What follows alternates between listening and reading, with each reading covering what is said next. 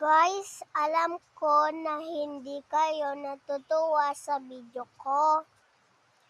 Yun lang mga isa-isa.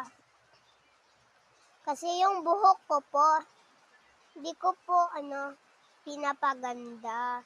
Sorry po kasi ang mga damit ko po lang ang pinapaganda ko.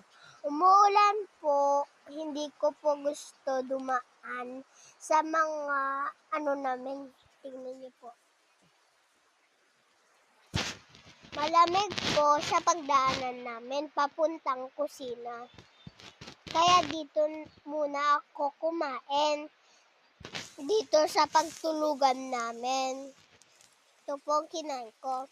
Pangit po yung video ko kaninang itong binagay ng ako. Tignan nyo guys, pangit.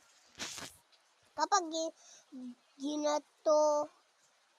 kapag ganito, pupunta dyan.